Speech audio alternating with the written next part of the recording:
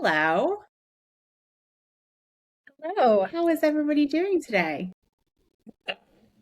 Excellent. Excellent. I'm so excited to have my friend Kim-Elisha joining us today. I've had the pleasure of working with Kim-Elisha in the past. She's a very strategic and thoughtful HR leader who helps companies navigate growth, transformation, anything that's high stakes change, and has worked in multiple global tech environments. Predominantly, her background has been supporting IT and engineering teams, and she brings a uniquely operational approach to people leadership that I've always really admired. She's advised executives at companies like eBay, PayPal, and Glassdoor. Her expertise spans organizational design, talent strategy, executive coaching, and people operations across teams across the world. And lately, she's been at the forefront of deploying AI into human work, serving as a thought leader and advocate for the balance between efficiency, speed, and authentic human ingenuity. So, welcome, Kim-Elisha. Thanks, Amy. Nice to be here. Good. I'm so excited. And the funny thing is, Kim-Elisha and I, in different times, both went through the same MIT Business School course. You're still going through it, right? Actually. Today was the last day. I just turned it, so I'm done. Congrats, that's awesome. So we've been swapping stories on the learnings that we had there. And even though we've been in and around technical teams for a long time, some of the more like core principles of how technology works, what data it needs to be effective, was so interesting for me personally. And I'm sure we'll go into that a little bit more later in the conversation. But I guess I wanted to start with you, Kim-Elisha, talking about what HR leaders need to think through as they're implementing AI. And I would love to hear from you, like, what was the moment that you realized that this conversation needs to start with a little bit of self-reflection? Yeah, thanks, Amy. It was probably 2.5 years ago, just coming off of some big projects at Glassdoor. And I remember sitting on the leadership team meeting for the people team and learning that our VP of IT and security was going to come in and talk to us about ChatGPT. Mm. And Okay. at the time, I was just like, oh, this is my internal dialogue, another tool that I have to learn. Like, it's kind of like when you're introducing a new tool, let's say like in the HR team, you're learning Workday for the first time. It's like, okay, I have to learn this new tool. And so at the time, it's like, okay, I'm going to learn this thing called Chat GPT. It's another tool I'm going to have to use. I'm going to be asked, how am I going to use this in my work? Like, same thing that happens with every new tool that comes along. And so I remember sitting in that call and learning about Chat GPT for the first time and feeling my own kind of like, interestingly enough, like nervousness about it. And it Mm. wasn't like the nervousness of, oh, I have to learn a new tool, I'm going to mess up, but more this question of like, wow, this isn't a tool. This is really something else. And that was the first time that it kind of prompted me that there was something different that was going to happen here. And it was going to call for something different from our leaders. And the question is, are we going to rise up and meet that challenge and that question? Or is it going to be just another tool that we implement? And that's each HR leaders and company's choice. Yeah. Yeah, it's such a great point because I think for the longest time, rightly or wrongly, companies have valued employees based on their output. And now you have a tool that can way surpass the output of a human. So how and we're now looking at those like critical thinking and behavioral skills, which some would argue, and some do argue all the time, that they have always been as important. That you are, if you're in a position of leadership, you're in a position of like decision making and thinking. But with this very heavy output tool, and how we've been used to thinking about people's productivity, how is that all shaping what leaders feel about the AI movement and the implementation that's taking place into different organizations? Yeah, I'm hearing several different levels of the conversation. There's the top level of how am I going to use AI in my work? How am I going to lead my team through it? There's the company level of how am I going to implement AI for my products and for my customers. Those are the conversations I hear a lot. But there's a subtext that I hear underneath most of those conversations. And it's one, I think, of fear. And it comes back to I was recently on a coaching call, over 100 coaches, different companies. And the thing that really stood out to me is the question of what is my human value now, right? We hear about so many companies that are letting go of thousands of people because of AI. And I think it's stirring up this existential fear of what does it mean for me as a human, as a leader, to be valuable, especially in capitalism and in the companies we lead.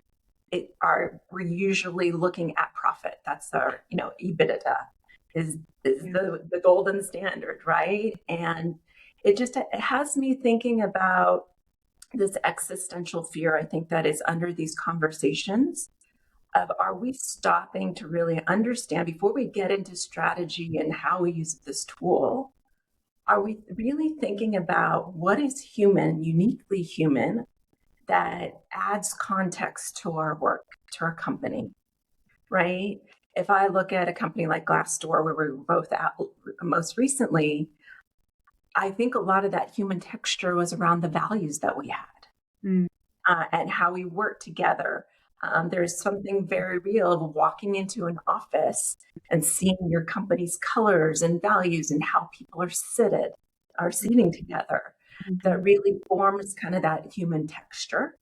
And so I think it was interesting for us as leaders is, before we jump into these conversations, what does it mean to be human at your company? What is that human texture you're not going to sacrifice? So that when you are still leading for profit and hopefully positive societal impact, we're also thinking about our employees and customers and the human impact and legacy we want to have as leaders at a company. I think that's such a great point. How do you advise the leaders that you speak with to guard that humanness at a time where measurement metrics don't seem to factor that in? Yeah. I think it starts with, there's the philosophical question that gets batted around of like, what does it mean to be human, right? How do you know it's human, or you pass a Turing test, right? Like the age-old question. I have a different approach to this. I think each of us as leaders needs to decide, what does it mean for me to be human? I think there's such a trap that I know I've fallen into, especially being a woman, being raised in the West, that, my value is based on my title, on how much money I make, what is the size of the house I have, or the car I have, right? And I think now is an interesting time for us to separate what is our value as a human being. It's not the productivity we have, but what is it I bring to my own work? What do I enjoy about being human, about my work, right? For me, being an executive coach, I still remember the day that I had just a really great one-on-one coaching conversation and it wasn't even framed as coaching. It's like, that was juicy to me. Like, if I could live my life at work and have those conversations every hour, I'd be so pumped up and excited to go to work. Mm-hmm. Right? So I know for me, being human, I want to have those deep, rich conversations at work, to think about those complex problems. And that's what's important to me. The other thing, which is oddly important to me, is like, I need variety in my work. So Mm-hmm. sometimes I don't mind sitting down at an Excel spreadsheet and doing a really mundane data entry. I actually think I'm with AI. If you take that away from me, I'm going to have to find a new outlet. Right? Like, I still, Yeah. it's nothing AI could do better, but I still want to do it because I enjoy it. Right. So that's for me what is being human, and really enjoying and understanding what's the value I want to give at work. Right. So changing that equation and us thinking about what do we enjoy about our work, and what enjoyment do we want to make sure we still maintain as we go through AI transformations. I think I love the bit about just the human ingenuity, because at its core, these AI platforms are pulling from the base of knowledge that's already published and already exists. It is not coming up with new ideas. And I think that new ideas can come from some of the most mundane or quiet little moments, to your point. I think about doing data analysis myself in the past, and sometimes the little sparks happen in the midst of that. And so there's certainly a balance to be had without losing the opportunity for that. And I want to shift the conversation a little bit to the crucial and kind of critical conversations that we have in HR. And we were talking earlier about there are a few conversations that are critical, or a few types of conversations that are critical for HR to initiate in this time. Will you tell us a little bit about what those are? Yeah, I was thinking about, again, going back to, I think most of the conversations I hear, or the topics are, AI strategy and AI implementation. How is this going to impact our work or the products we offer? And so I was thinking about this. For me, I think this is an interesting time for HR leaders to step into a new space. To not just think about the employees or the people, but for us to care about the work and the workforce and how it gets done. And I think this is a space where AI is going to be deeply and richly needed. But to do that, I think there are three conversations I would encourage teams to have. One, let's talk about the existential fear in the room, and what do we believe about human worth? And what are we willing to defend under profit pressure? Like, what are the values that we will stand up for, no matter what? The second one is, how are we going to lead? This is a time for us as leaders to create psychological safety in our organizations, to stand up, to have the vulnerable conversations. So that would be second. And then third, what are we going to build as a team, as a company, that we're willing to answer for as humans? And that at the end of the day, we feel like we are doing something that elevates human potential and doesn't decrease it. So those three conversations: what do we believe? How are we going to lead through this? And what are we going to build? That first one is just so powerful to me, to address the fear in the room. I have not seen that done in practice. And I'm so sick of at this time, we don't anticipate a need to reduce headcount as a part of this implementation. Like you hear that and it's empty words falling on worried ears. And I think that's an amazing suggestion, recommendation, call to action. Kim-Elisha, what does it look like in your research or studies? What do you think great looks like in designing for both humans and AI to coexist at work? Yeah, so in my MIT program, I learned this great term called empathy engineering. And I love this. I think it marries the technical and the relational piece of being a leader. So let's think about it this way. Let's say, TA, acquisition, right? You are moving candidates through a funnel. And so I'm sure both of you in your sleep can write the process diagram of what it's like to open a funnel, get someone through final offer. You know those steps, right? Write it in your sleep. That is the technical process, right? I need to contact this candidate within 5 days, let them know. It's the technical piece of how do you actually do the work. So that's the engineering. What happens if you add empathy to that? And what I mean is what is happening to the employee, the recruiter, and to the interviewer on the other side? What do they need in this process? How are they being impacted? And if you look at this through AI, okay, great. So we add AI to sort through resumes to get the top 5. What is the impact of that to the recruiter? What skills are we increasing for them? What skills are we decreasing for them? What are we giving them more time to do? What are we giving them less time to do? So it's really understanding as we go through this AI transformation and AI does more work, how do we design for the human in the loop and the impact of that work to human beings? Are we giving them more potential or are we decreasing their potential?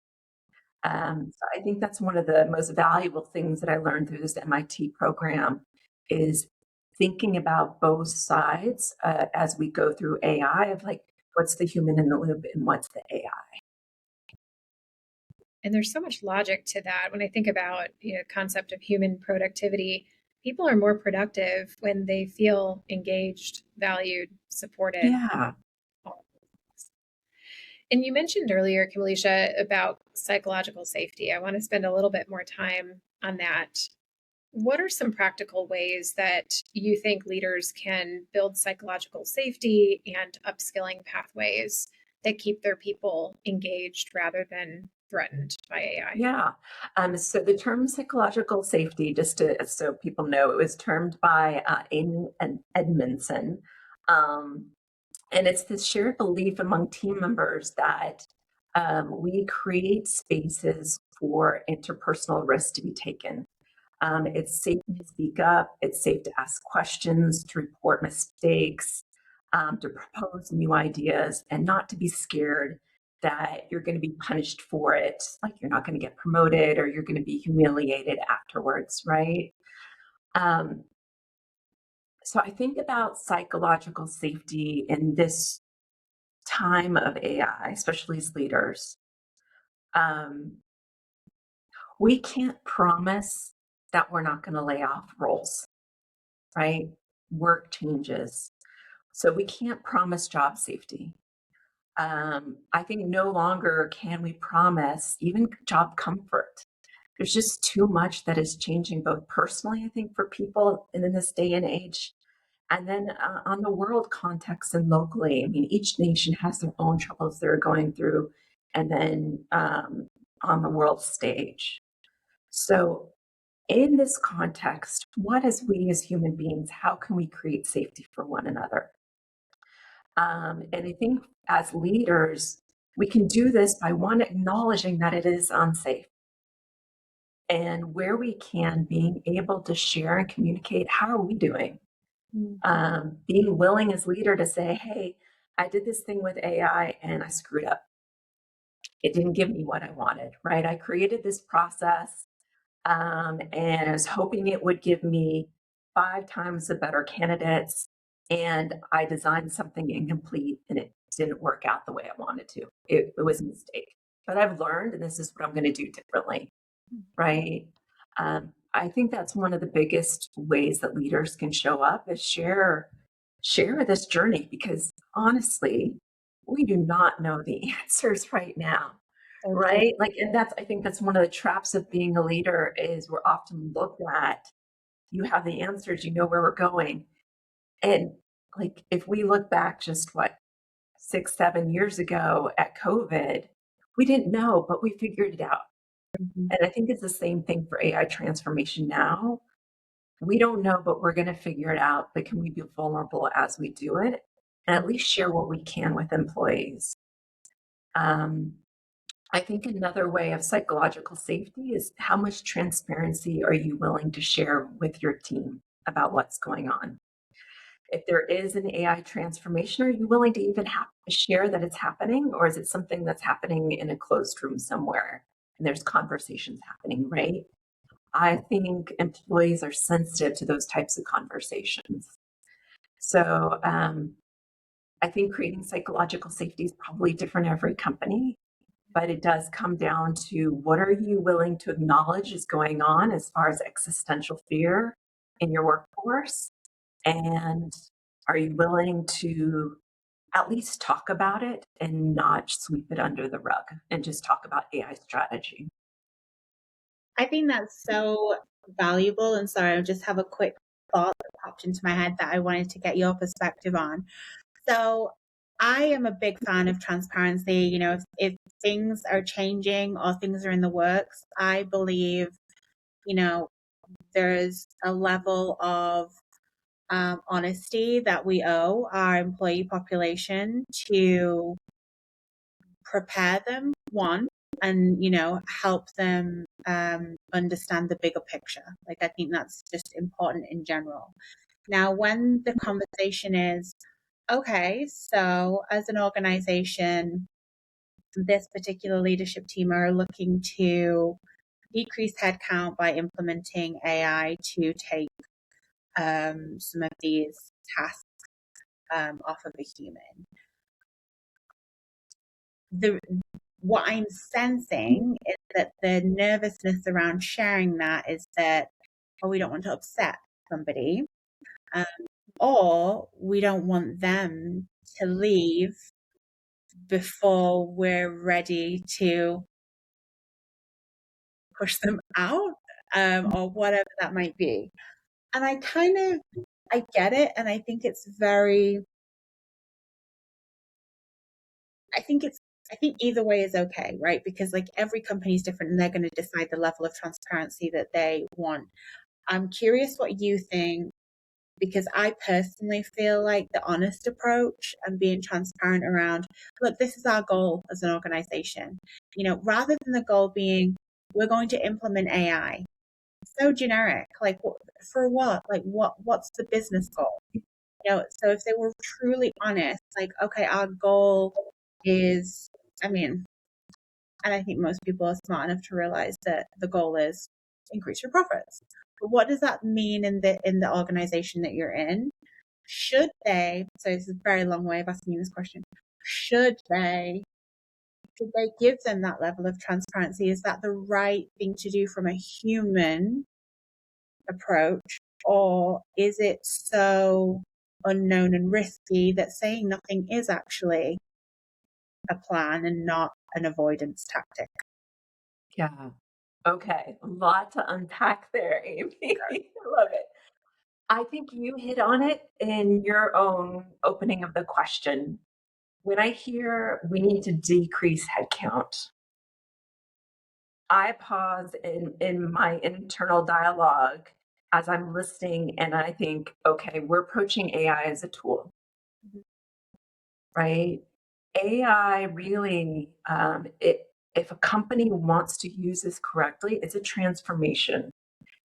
But what is it in service to? What is the goal?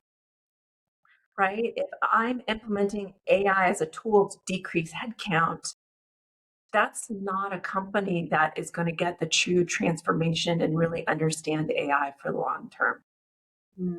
Right? It's more about what are the problems that we're solving? What are the new capabilities that are possible now? Right? I was talking to an engineer who just got for the first time the power of AI and that he was able to code something so much quicker.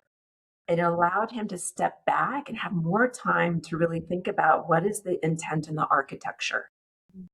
How do I test this? And I saw the joy on his face when he talked about, like, I get to be an architect now, because that's what he really wants to do. Like, he enjoys coding, but having that time to really think about, like, what am I building? And so I would say the same things to leaders. Like, if you hear like decrease headcount, stop. What are we trying to accomplish? Let's start there first with the story, because you're leading with the fear and not with the possibility.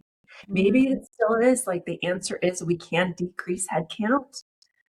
But one of the things, and this may be me as a fantasy HR leader, I get a little soft and squishy.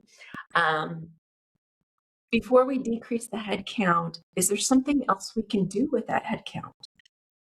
Like, are there people there that are critical talent or have promising ideas that we can unleash them in a new way and give them new opportunities, right? Like, for example, if you go back in my career, I started out in IT and then I moved into engineering, and I had a great leader, a couple of great leaders who saw me, and I moved from engineering into HR, right? So can we as leaders be aware of our talent and look at possibilities of retraining them or giving them new opportunities, right? I think it's just really important to understand, like, again, what are we trying to accomplish? What is success? And what are we willing not to give up as leaders? So before we think decrease headcount, what are we really trying to accomplish? Yeah. It's a good reminder about ask yourself not how much money can we save, but what is possible, potentially in aspirational revenue growth as a result of the new ideas, new ingenuity that could come out of creating this space. It's a strategic way to think about it. And I love the way that you framed that. And so I'm going to dive into the next piece of the conversation. Kim-Elisha, one piece on that, Erin, that I think you've brought up that I think is really important. A lot of the conversations around AI are about, how do I implement AI in my product? How do we streamline this workflow process? It's about efficiency and productivity. I'm not hearing as much about how do I use AI to be creative and to do something different. So I love that. And I think that if we as HR leaders can prompt more of that thinking, I think it can really change the game for AI in our organizations. So great point.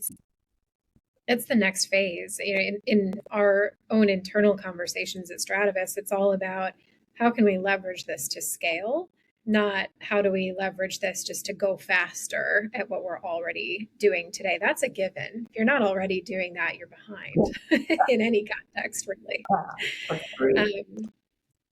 But Kim-Elisha, you are working on a piece that is scheduled to be released soon, and it includes a manifesto entitled the Conscious AI Adaptation, which is positioned to be sort of a mirror for leaders as they interact with it.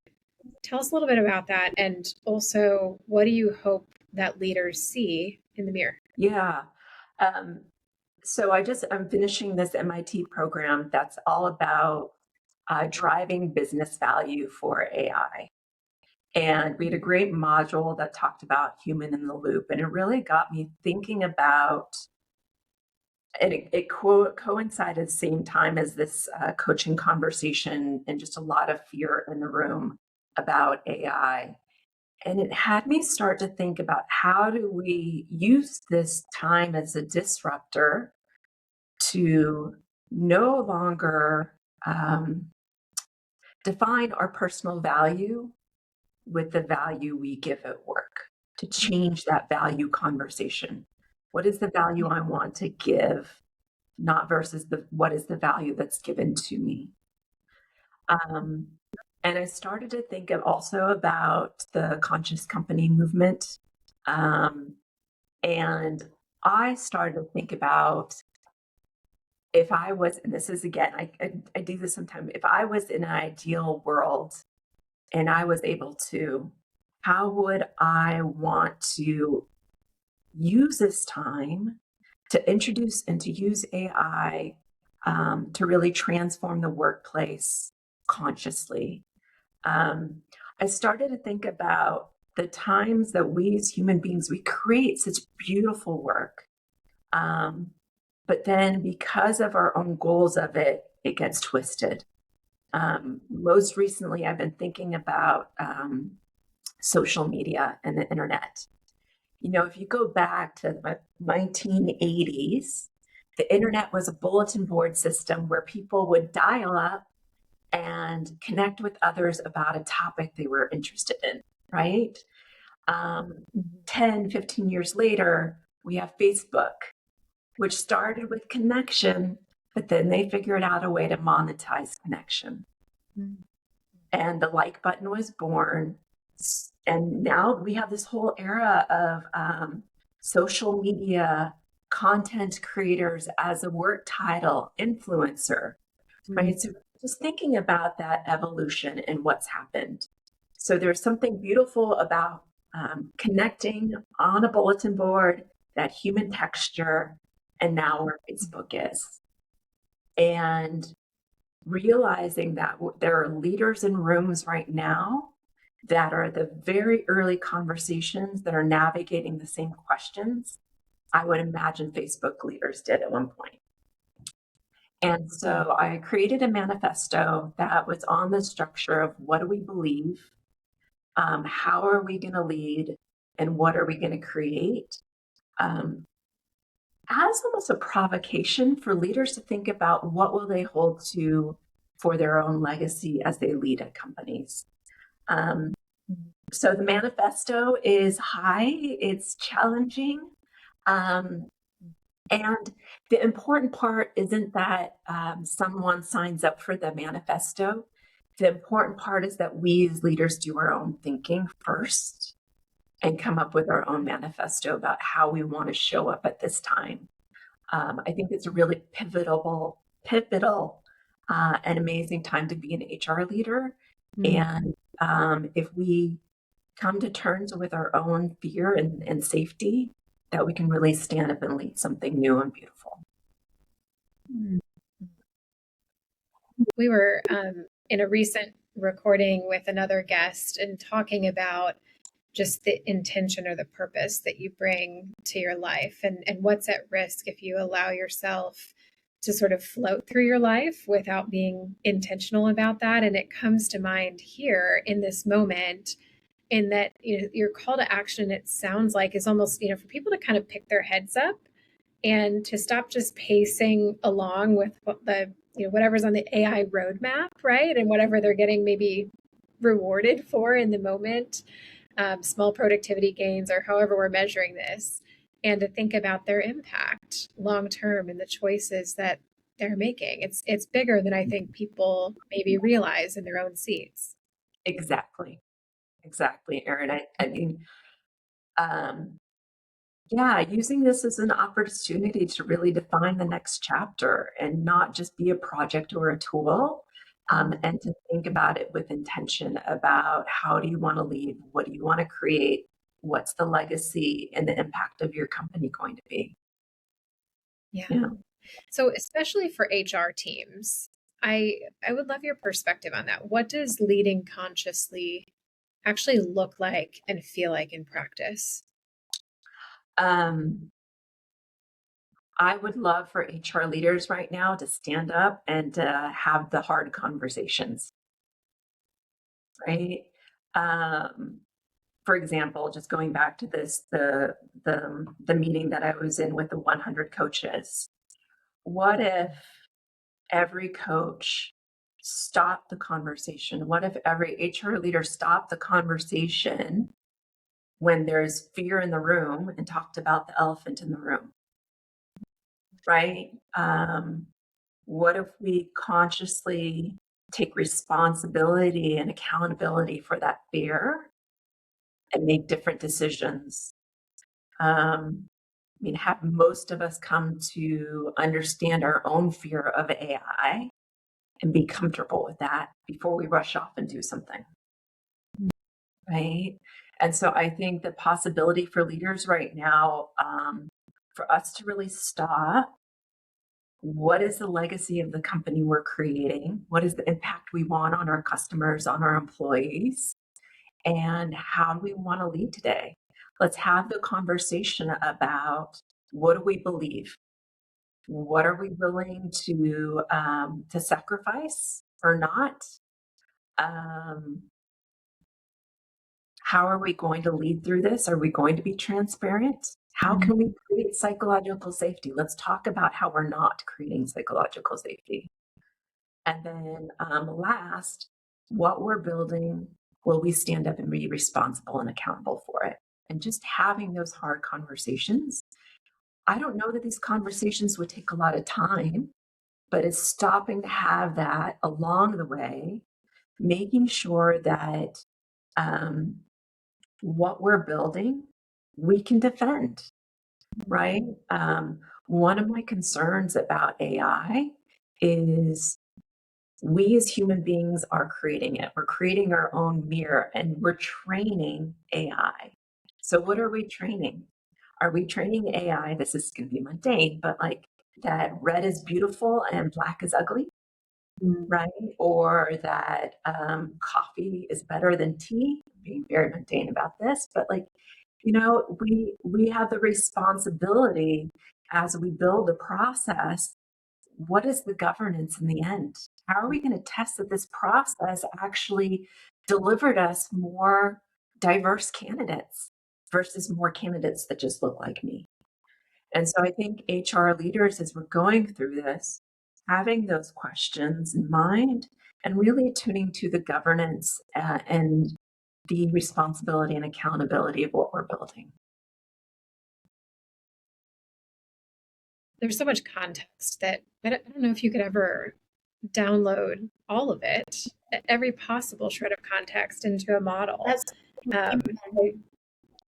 Yeah, I think about my mom is now retired, but she used to teach at a medical school. And I remember her telling me once that one of the character screening questions that they would screen student applicants with was, would you ever steal a loaf of bread? And they wouldn't give any more context. And they would just sort of watch to see where the candidate would take the conversation and how they would reason through it.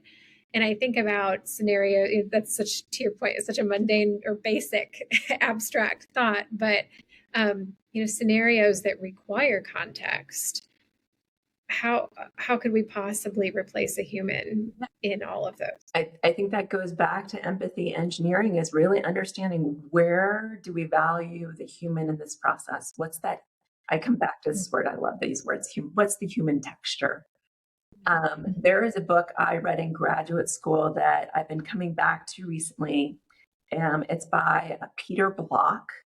And the book title is The Answer to How is Yes. And he says in the book that we as leaders get to the question of like, how are we going to do this? Like, that's like, we hear something, it's like, okay, how am I going to implement AI? And he says in the book, we skip over the question, is this worth doing? Does this matter? And I think that's something we as HR leaders and all leaders can ask, is like, before we get to the question of like, how are we going to implement AI? It's like, is this worth doing? Does this really matter to what we're doing? Yeah, it's such a basic but oftentimes missing question.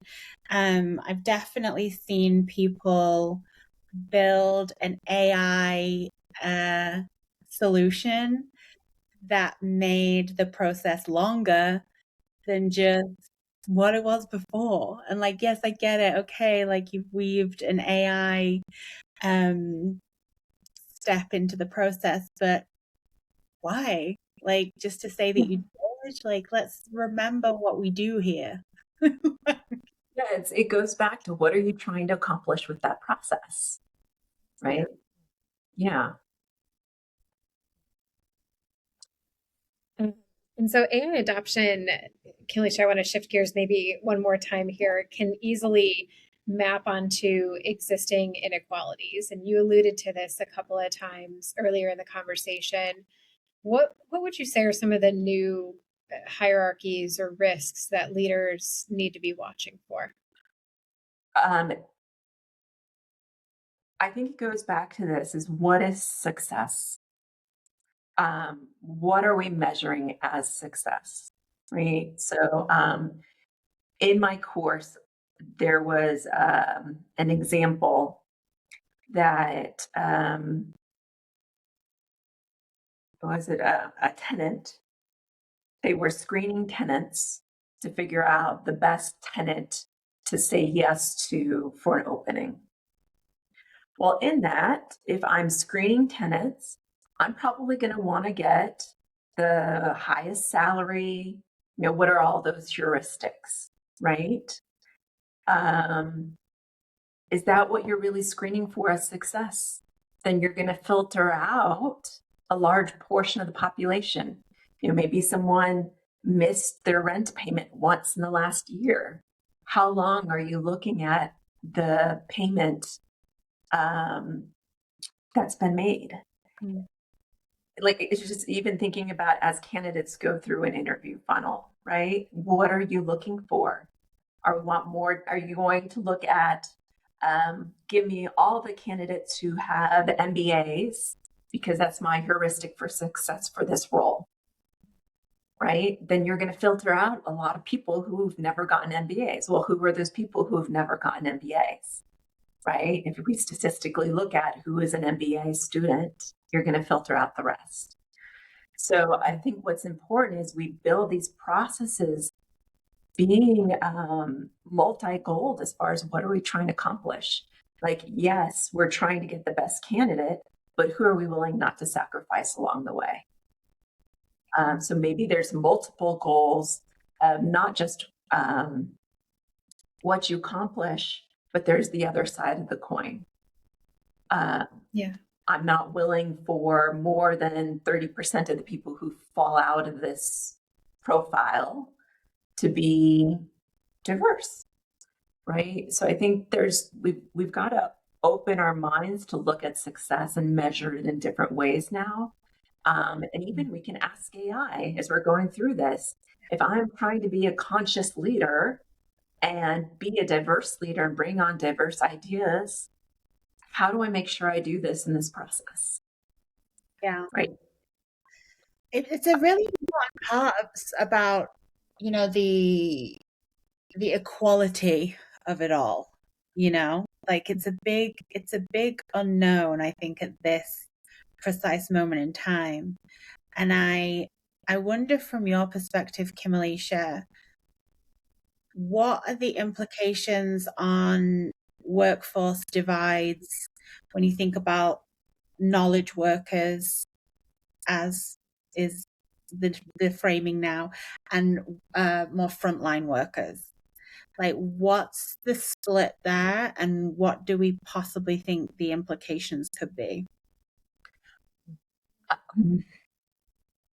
I think there's a choice. It's easy to say. I think it's stand back and say, okay, in my workforce, of course, engineers are going to need AI. They can write code now, right? Of course, with sales, we can use AI to automate these funnels and to do first callbacks and customer contacts. And then when you need a human to call, we'll have a human call. Mm-hmm.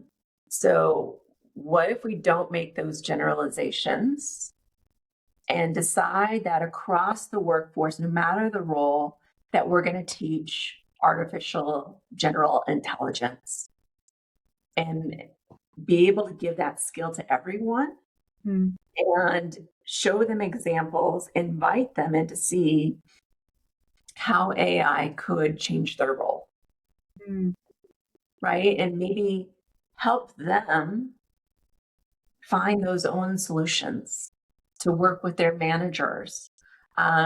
Where are the places that I do this repetitive thing over and over? So being willing to look at new possibilities for all people, no matter what they're doing, not just the obvious cases. I like that. I like that a lot. Yeah. And even the point around working together to figure out what the adoption looks like in your particular role, I think that just creates much more buy-in from the employee because they're part of the conversation all the way along rather than they're being told. Yes, and you get to build their skills with them and create that safety that they feel ready for what's coming Yeah. versus something is being done to them. Yeah. Or this isn't for your type of role. How do you know? How do you know? Yeah. Like, what extensive research and thought process have you gone through to decide that this wouldn't add any value? You don't know because there's that very beginning step around getting clear on where things lay currently. Processes do improve, but do they also need to change significantly? And what does that look like? So pulling people into that conversation, I love that, so that it's a we're in this together to come up with what this means for our company and how we're going to best best make use of this technology versus it's just a directive coming from above and no one really feels like they know. In fact, this would be a good poll to do. In fact, I'm going to do it. How many people could clearly articulate today what their company's AI philosophy and policy is? What is it? I'd like to know. I would too. Yeah. Everyone's talking about it, but it's just a lot of words. Like, okay, like, but what's the goal? The very first thing you said, what's the goal? And if you lead any conversation with a clear business objective, and then you're like, and this is what's going to help us get there, and here's some of the ways that we've been trying it out, it's such a better conversation than AI is coming for you. And then and the employee population's like, but what does that mean? And then silence. We don't know. And I think there's also part of this of like sharing more of the stories of AI and what's possible, right? And again, leaders might not know what this means yet, right? They're at the beginning of their AI transformation and they're tinkering. Then be honest, like we're at the beginning and we're tinkering and we're going to bring you along as we figure this out. We're going to make mistakes and we're going to learn. It may not work, right? But we're going to see what this AI is about and how this can impact our customers and impact the lives of our employees. And I really think that as you involve people at all levels in all different roles, they're going to have different ideas, right? They know their work and what they do more than we do or their manager does. So if we can get them involved and to have these great new ideas, AI really opens up new possibilities. And I think that's the conversation I want to start to hear in workforces and workplaces is what is the possibility of AI versus I'm scared of AI. I think that will make the difference. Yeah. It's so funny because the question I wanted to wrap up with, this is very on brand for you, Kim-Elisha. You just basically answered without me even asking it. And but I think it bears repeating. So the question framing is around what HR leaders should prioritize to make sure that their AI adoption goes from experimentation to like real operational deployment that benefits the organization. And I'm hearing from you, and you feel free to add to this, but I'm hearing from you, open conversations, talk about the elephant in the room, and consider everything. Nothing's off the table, right?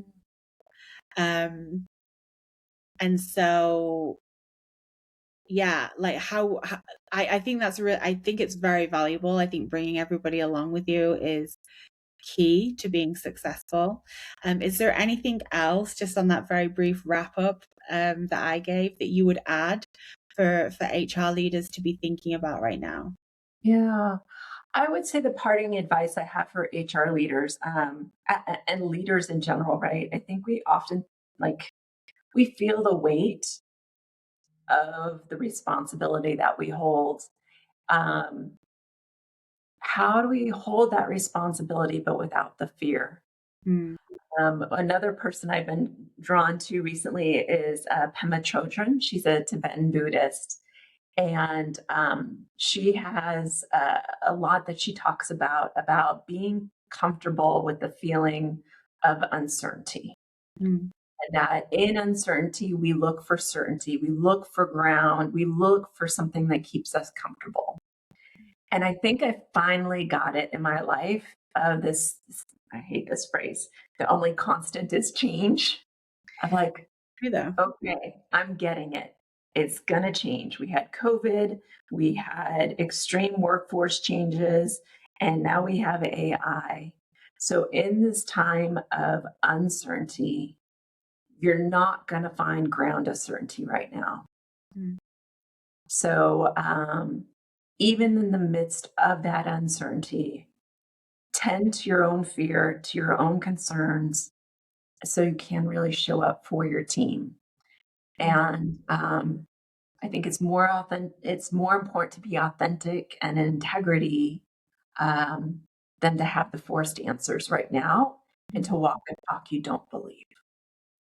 Yeah. Yeah. Well, I'm so excited to read your pieces that are coming out, Kim-Elisha. You're a beautiful writer. Thanks for having me. I really enjoyed our conversation. Yeah, same here, same here. And so, you have your manifesto coming out, and it will be out by the time we put this out. Well, so I have a 3-piece series. The first piece will talk about the importance of a leader understanding where they are, locating their own fear. Second introduces this framework about what we believe, how we're going to lead, and what we're going to build. And then the third piece is the manifesto. I think what was really important to me is I wanted people to think about where they are and their own 3 conversations before I introduce the manifesto and some provocative ideas. So yeah, it'll come out over 3 weeks. I can't wait to read it. And if people want to connect with you, Kim-Elisha, what's the best way for them to do that? Yeah, they can find me on Substack at Solstice Group, or they can also email me at Kim-Elisha@solstice.group. Perfect. Great. Well, thank you so much for joining us today. And I look forward to reading your manifesto when it comes out. Thanks so much, Amy. Thank you, Erin. It was a great conversation. Thanks, Kim-Elisha. Take care.